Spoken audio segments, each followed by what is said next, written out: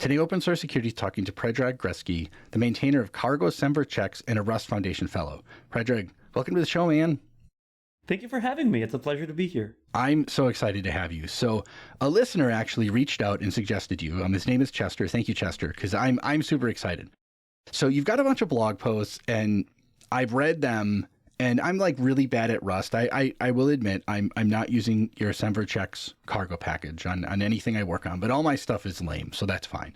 But I will just give you the floor here for a minute, kind of explain what you're doing, what the problem you saw is, maybe a little history behind that, and we'll go from there, because this is extremely interesting, and I cannot wait to have this discussion. Yeah, cargo-semver-checks is a tool that assists package maintainers in upholding semantic versioning properly. So in an ideal world, whenever there's a major breaking change that happens to packages' APIs, we bump the major version number. So, 1.0 goes to 2.0. And that tells all the consumers of the package downstream that a major change has happened and they need to really closely read the release notes, and they might need to do some manual changes to adapt to the new version. If no breaking changes have happened, then the release, instead of being 2.0, might be 1.1. And in that case, in the Rust ecosystem, when you run cargo update, the package manager cargo will automatically pull in that new version as soon as it's available. In an ideal world, all of this works flawlessly 100% of the time. That is unfortunately not the world that we live in. So a study that I and a couple of collaborators did a couple of years ago showed that more than 1 in 6 of the top 1,000 most popular Rust packages has accidentally violated semantic versioning. So they've published major breaking changes in a version that was not major. And if you run the numbers, it's not just, it's a 1 in 6, but it's kind of a one and done. Actually, it's more like 1 to 2 releases per week, every week is busted. Wow. That's not a good stat. And in particular, it's not good when you see that this is the most popular packages written by the most experienced, most competent, most careful people who, if anyone is familiar with the downsides of doing this wrong, they would be the people familiar with this. Right. And yet, right? And so that asks some interesting questions about why is this happening and how do we fix it? Because I think the answer is clear that this is not malice, it's not incompetence, it's not lack of care, it's clearly something else. So what is it and how do we fix it? My answer to that is cargo-semver-checks. And I'm happy to talk about it some more if that sounds interesting. Yeah. Okay. So let's just specify right away. So semver is the major.minor.micro version. And I think I don't know, it was XKCD. I saw someone made a comic that called the micro version the shame version, Yep. which that spoke to me. I felt that one. But right. And the intent being, and everyone's familiar with this, where you update a package and everything breaks. And Exactly. It doesn't matter what version it is. You're right. Ideally, a major version upgrade is going to come with major changes, but everything breaks all the time, no matter what the version is. And so, okay. So I would love to understand the history of why did you decide to do this? Because I will also agree with you that this is not really a people problem. People just make mistakes. It's how it works. And you're right. These are the most experienced developers doing this. The example I like to use is if we look at OpenSSH. The OpenSSH developers are some of the best security developers on the planet, and they still make security mistakes. So this is no different, right? The best Rust developers on the planet are still going to make silly mistakes. It just is what it is. So, all right, fill us in, Predrag. What's the history here? Yeah, I actually really like that parallel. I think the parallel of we spend tens, if not hundreds of billions of dollars on security, and yet security vulnerabilities happen, right? I think there's an obvious parallel here to semantic versioning, because we all try our best and everybody loses when we get this wrong, and yet we get this wrong on a weekly basis, right? The history of why I built this tool is kind of fun. I built it because someone said it couldn't be done. The best reason, right? Spite. I love it. So I built a query engine called Trustfall, which is an engine that is able to query any kind of data source. So databases, APIs, program contents, APIs in the sense of REST, but also apparently APIs in the sense of what is the API of this Rust package. And I was kind of bored and looking around at some ideas, what to do to just prove out that this engine is not just a fun side project, but a real piece of infrastructure that people can depend on. And a friend in the Rust ecosystem mentioned that semantic versioning is this huge problem, and that there had been many attempts to do better to find accidental breakage, and none of them had really succeeded. And so I said, oh, cool, I think I can throw something together there and, see what happens. So I quickly put together a prototype. I published a blog post called Toward Fearless Cargo Update, so that we can all fearlessly update our dependencies without, process and, frustration and pulling my own hair out about why my project doesn't build anymore. And the community response was very interesting. A large number of people were fascinated and were like, this is great, I would love to use this, please keep working on this. And a subset of people said, this is a cool idea, unfortunately it's already been tried like 3 or 4 times and none of those have worked, so this maintainer is up for a bad time and they're going to figure it out sooner or later, so I feel bad for them. And if someone tells me that something can't be done and I have a concrete idea of how to do it, then I'm the kind of person that, that will be more of a drive to make it happen. And so here we are about 3.5 years later, and the project is still alive and well. It's kicking. It's on track to be merged into Cargo.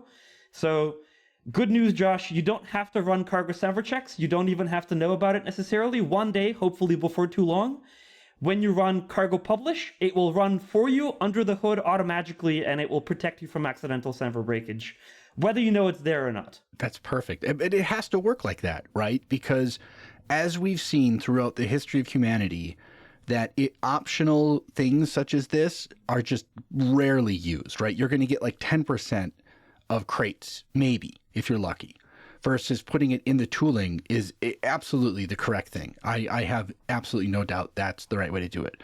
Okay, I want to touch on another blog post you wrote that spoke to me when in just the title says it all. And it's, we never update unless forced to. And when I saw that, I cried and laughed, because that is the universe we see. And I want to specify as well, for anyone who hasn't done like a lot of development with heavy dependencies, this is what you do. You pin your dependencies and you never update them, because if you do, everything breaks. And now in the context of Rust, like if someone changes an API, your build is just going to fail, right? When you try to build. But if you're like running NPM, you're going to have just weird stuff happen. There's no checking. It's just YOLO when you're using APIs. And so that's what I thought of here is like, I know so many NPM developers that they're like, oh no, we can't update this. It's like, why not? They're like, oh, it broke. Well, what broke? We don't know. It just didn't work. It's like, what? How is that happening?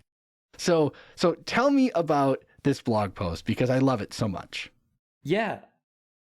Initially, I came into this thinking that, okay, clearly if we just improve the state of semantic versioning adherence, then the problem is largely solved, right? Everybody should just run cargo update all the time, and then, okay, cool, we found a vulnerability in such and such version, and there's a patch, like, great, I already updated and rolled it out, so like, this is an idle curiosity. It's like a fun fact, a cute piece of trivia, and not something directly actionable. Obviously, that's not how the way that the world works, right? It would have been too easy. It would be lovely to get there, but we're not there today. So in today's world, it's unfortunately all too difficult to run cargo update all the time. And it's even more, like you said, it's even more difficult in other ecosystems. The problems are manifold. It's not just a technical problem, it's also an organizational problem. If you're at a large company and say you have a large monorepo and you've sort of agreed on which dependencies you use, then if you want to update to the newer version, there's potentially a lot of upgrade work that needs to happen. And that work is really valuable. I don't mean to say that it isn't, but it's somewhat rare for organizations to necessarily observe how valuable that work is and reward that work with promotions and, bonuses and career advancement and other things like that, right? It's much easier to get promoted for, we built and shipped a new feature that 1 billion people use, than to say, I upgraded our dependencies again, and, had to do a whole bunch of plumbing across 1,000 different projects in our gigantic monorepo, and that was a heck of a lot of work that somebody would have had to do, and I sort of, volunteered to do this unglorious, extremely difficult and tedious work, right? Yeah. So we never update unless we're forced to. speaks to the motivations for a lot of this stuff, right? We update when the security team tells us that we have to, right? Or when some other exogenous force forces us to, when a package is declared unmaintained, when there's a security vulnerability, when there's a really valuable new feature in a new version that we want, and then we eat the cost of upgrading. But in an ideal world, if all the breaking changes were completely communicated and it was very clear which things an API promises or does not promise, and there's some interesting finesse there, in an ideal world, we could just run cargo update and nothing would ever break, and it would just literally be as simple as that. So cargo-semver-checks is an attempt to get us closer to there. I'm under no illusion that we're there now and that we're going to be there imminently, like next year. But I do think that we can make a substantial dent in this project if we truly, as a community, as an industry, believe that it is valuable to do so. Yeah, for sure. And so in your We Never Update blog post, you have a graph that shows the number of checks you are doing. And it looks like in 2024, it's 120. And you started at 30 in 2022. Yep. So, and even at 120, I know there's a lot more. There's an issue. I will link to all this stuff in the show notes for anyone who's interested. But it looks like issue 5 in your repo. And you have a checklist of all of the checks you want to do.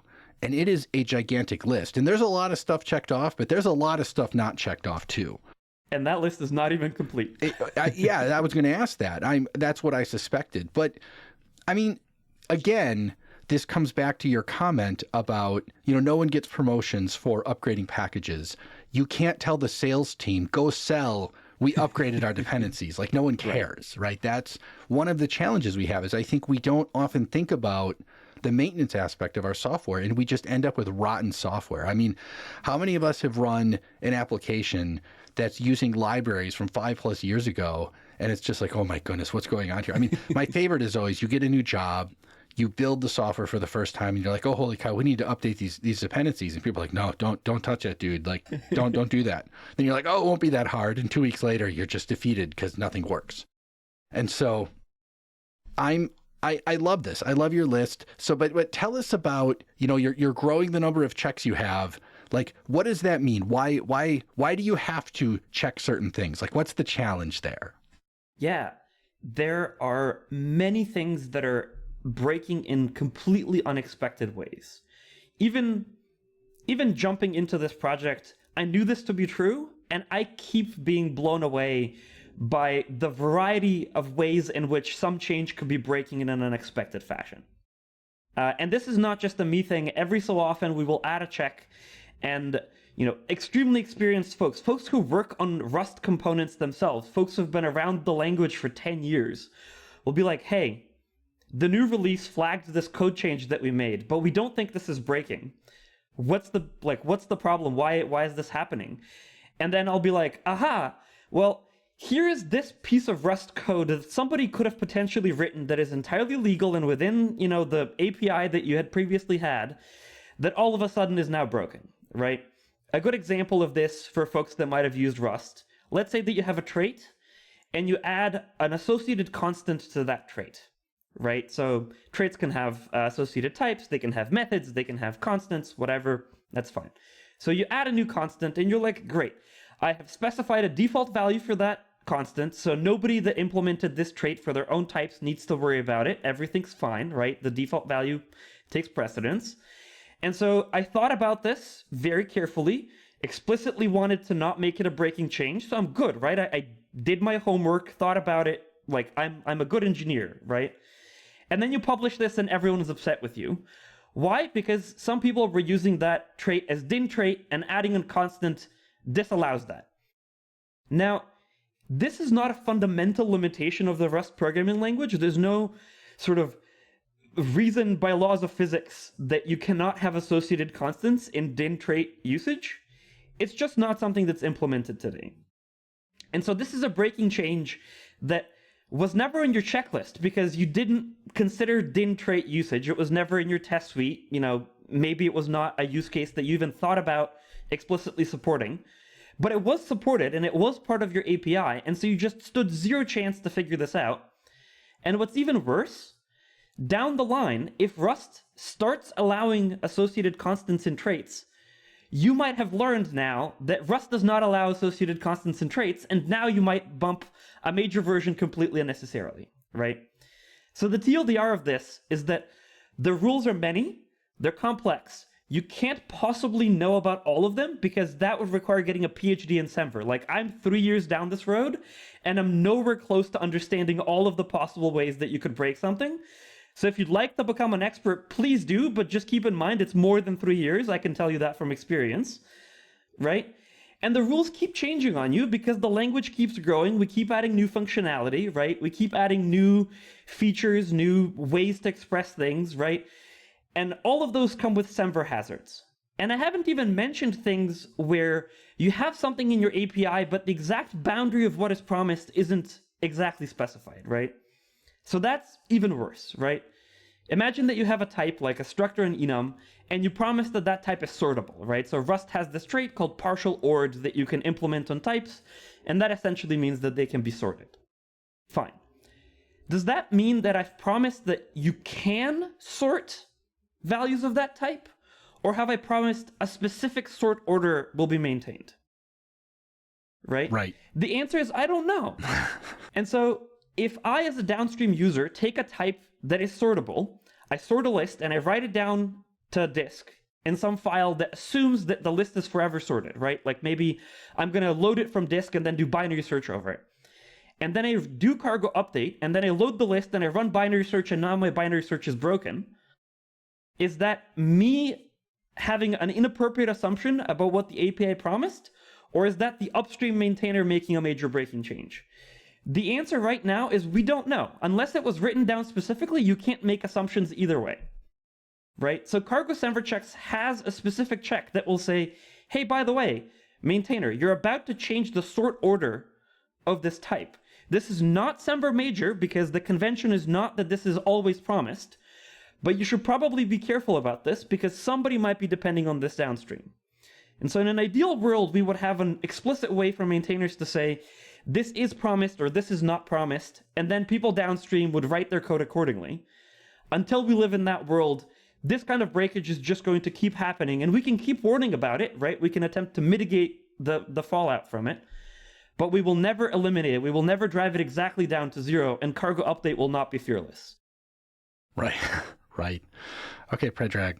So the other thing I have in my mind, and I have a suspicion you have an idea of the answer. I know you can't answer this question completely, but Rust is probably the most strongly typed language I've ever seen. And like your example of, using the din constants, like if you were using C or C++, your program would just segfault, right? Because you tried writing to something you shouldn't. And nothing would probably warn you. I'm sure the compiler would let you do it. And then you'd be debugging this stupid problem for a week and be like, what the heck? How did that change? Right. But anyway, and in Rust, generally speaking, the compiler will catch this. If we think of like virtually any other language, and let's pick on Python because we can. It's weakly typed. You can do incredibly ridiculous things with the Python language. Do you think something like the Semver checking is even like something you could discuss in that sort of ecosystem? Because I feel like it's so loose and it's so hard to even know what's going on there. Like, can you even check for this sort of thing? Yeah, I got lucky, honestly, because you picked Python, so I have a really good answer to this. Oh, good. Perfect. I have a Semver linter for Python. Oh, nice. I have not made it publicly available yet. I'm trying to work out a essentially sustainable development model for it because Python has less support for a lot of this stuff from the compiler. Like, in Rust, you can ask the compiler, hey, is this type thread safe?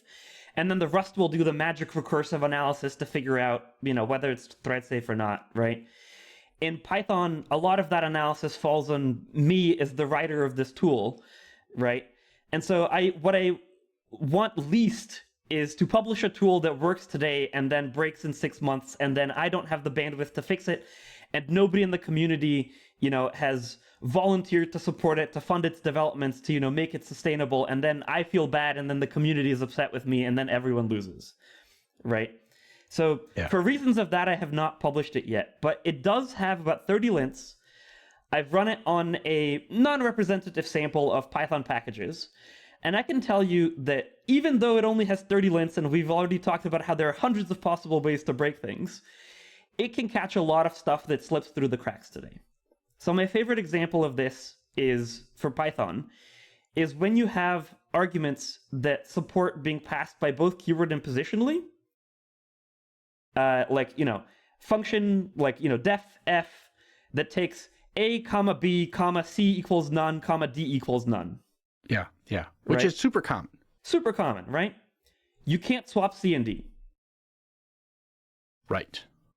People do this all the time. Right. You can't swap C and D because they look like they're going to be keyword, but they can be passed positionally. Right. And yeah, I mean, I guess I never thought of that, but yeah, that's fair. Yeah. And so this is one of those things where, it's sort of an unforced error to swap them, because if you didn't, I mean, it would probably grate on you that maybe they're not in the logical order that you really wanted them to be, but nobody's software was going to break, and it honestly wasn't worth the breakage, right?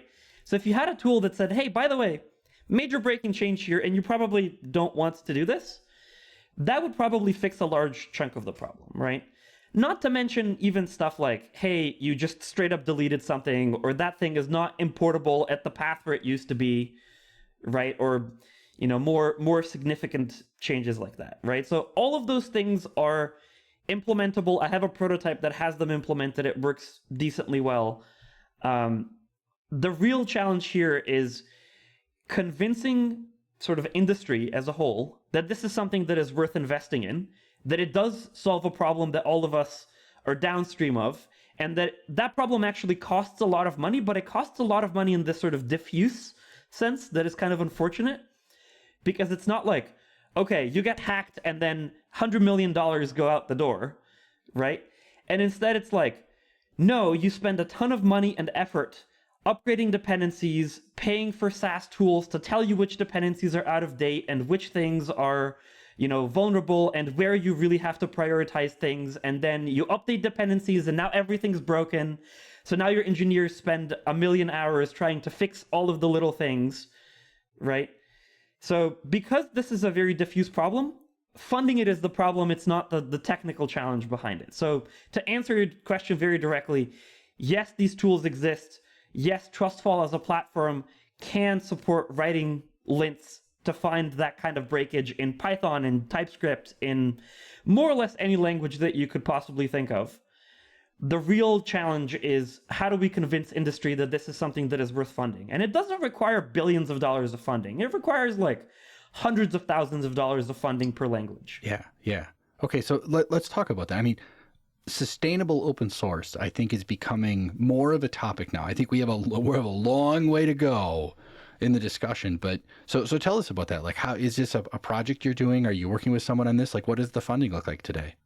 Yeah, to be honest, it's quite challenging. The project is a community project. It's funded via GitHub sponsors. It has some corporate sponsors from companies that, personally felt this problem to the point where they understand that solving this is a community problem, and it's not just like build us a tool, we will buy it, and we will keep it in-house, right? Like, if you use a lot of open source, you want all of open source to use it, right? But that, like you and I were talking earlier, requires it being built into the packaging environment that everyone uses. Yeah.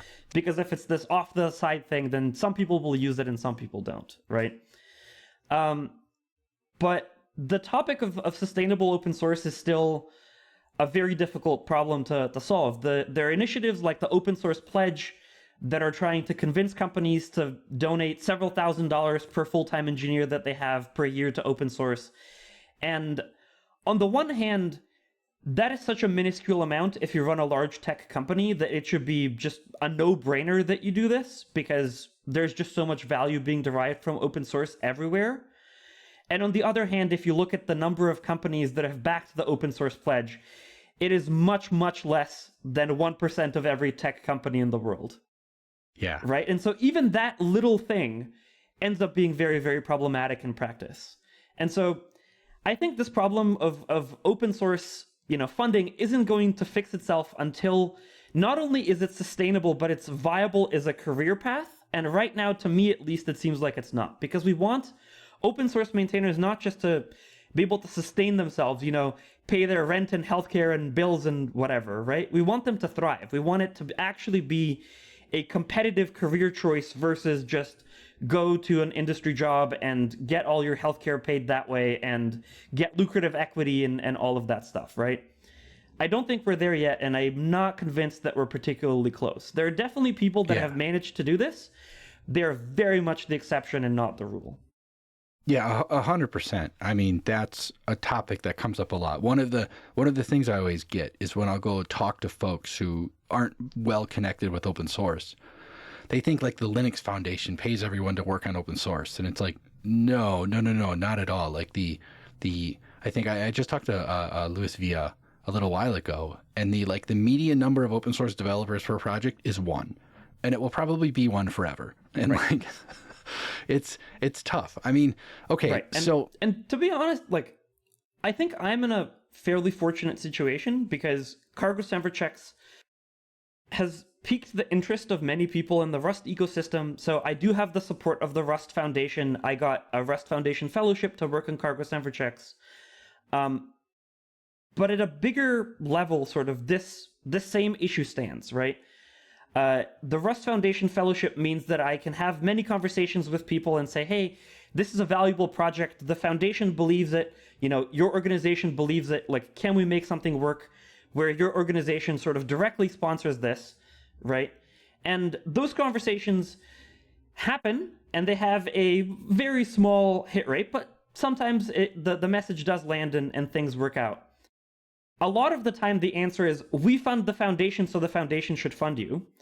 And that's understandable as an answer, but please do take a look at how much money the Rust Foundation makes. Right? Yeah. Like, if we divide that amount of money over the entire surface area of the entire Rust project and all of the different things that the Rust Foundation, quote, should fund, the number is not going to come out looking pretty. So the Rust Foundation fellowship that I got is $1,500 a month. And it is very welcome. I really appreciate it. It really makes me feel really good, right? But my rent is 3.5 times that. Right. Exactly. Yeah, I mean, this is always the challenge. But again, I think the Linux Foundation skews some of the numbers, because like the Linux Foundation literally has hundreds of millions of dollars, and most other foundations, well, they don't. And so it's tough, man. Like, I'm glad they're funding you. I'm glad you're working on this, because this is like absolutely amazing. And I want to kind of, I'll tie this one up with some things you said earlier about, just updates and how hard it can be and things like that. And I think Log4j, when Log4Shell happened, this has been a couple of years now, it was amazing having conversations with these organizations and people that their problem wasn't even updating it, it was finding it. Right? I mean, there's so many layers of complexity here. And like, once they found it and then they realize they're running a version, older than their kids, it's like, what do we do now? We can't just upgrade this thing. We break everything. And so it's comical to me that we keep getting on this hamster wheel and it becomes super important. And then we forget. And I feel like we've forgotten again. And in a year or two, there's going to be some other ridiculous event. And then everyone's going to say, oh, we should be running, these tools. We should be using, semver checking and make sure we can upgrade. And then it'll be really important. And then we'll be like, oh, yeah, whatever. It's fine now. Everything's fine. Yeah, 100%. And one of the reasons why I love cargo-semver-checks as a project is because it gives me the ability to have an amazing amount of leverage over the Rust ecosystem. The number of times a happy user of cargo-semver-checks reached out and said, hey, we're about to publish this horrifically broken thing by complete accident because we just didn't realize it would be breaking. And cargo-semver-checks caught this, and thank you so much for helping us not find this in a GitHub issue from a frustrated user. That really makes my day. I would also really love to increase the visibility of this, sort of on the consumer side, right? Every time you run cargo update and everything just works, think about all of the maintainers and think about how many lines of code you pulled in, how many pull requests got merged, and then think about what is the probability that at least one of them had something that would have snuck through if not for a tool like cargo-semver-checks, right? Yeah. Yeah. So from that perspective, and obviously this is tooting my own horn here, but every dollar that gets invested into cargo-semver-checks ripples across the thousands of projects that use it. Because every time we write a new lint and prevent a new piece of breakage from slipping by undetected, that means that thousands of projects will probably never ship that kind of breakage by accident. Right? That's compelling, man. I mean, and that's the magic of putting tools like this into the tool chain, right? Is now you go from a couple of projects to the ecosystem. Exactly. It's amazing. Exactly. And I've been fortunate to sort of accidentally become the Semver guy in Rust, I guess. So when an accidental Semver breakage happens, like, you can start a stopwatch. It's like 5 minutes until I get tagged in the GitHub issue. Excellent. And then I love to just triage what happened, think about how could we have prevented this? Could we have prevented this? If not, what additional information would have been necessary? What could Rust give us, or Rust doc give us, or cargo metadata, or whatever, right? And then see if we can put together a lint, because, the first time something like that happens, complete accident, completely unavoidable, nothing we could have done differently, nobody ever thought about this, fine. Once we've seen it once in one project, my immediate goal is to, how do we systematize this so that it never ever happens again, right? I can't force people to upgrade to a newer version of cargo-semver-checks. If you look at crates.io, you can see the distribution of which versions get installed, right? And you can see that not everyone is the latest. That I can't influence. I can only influence insofar that, that's saying that cargo-semver-checks does not often make major breaking changes. The CLI still works. It still catches the things you cared about in the previous version. It will still catch them in the new version, right? But if the latest version catches this, and you take care to stay on relatively recent Rust versions and cargo-semver-checks versions, then you shouldn't be a Semver expert. You shouldn't need to get a PhD in Semver. You shouldn't need to, obviously it's nice if you pay attention to where you might make an accidental breaking change. But I've had times where I'm under caffeinated and, I've been coding, it's either late at night or early in the morning, the coffee hasn't kicked in or whatever, right? And I make a mistake. Everybody does. That's the core premise of Rust. That's why we build tooling, right?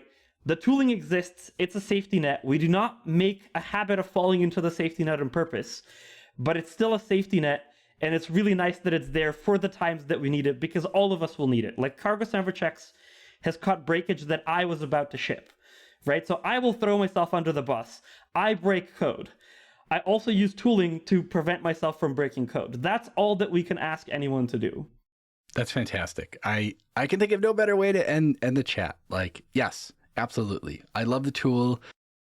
I cannot wait to see it as part of Cargo, because the other part of this that we did not discuss, but we'll have to have you back at some point when it becomes part of Cargo, is things are going to break and change once everyone is running it, right? Because it's that problem of, if it works on these 10 computers I tried, but now once we deploy it to 1 million computers, things happen we couldn't even imagine. And that's cool. We're already kind of there. I have no doubt. I have no doubt. But it's cool, right? Like, those are cool problems to have, and they're a lot of fun. Absolutely. And that's, success, man. So, all right, Predrag, thank you so much. This has been just a super cool conversation. It was my pleasure. Thank you so much for having me.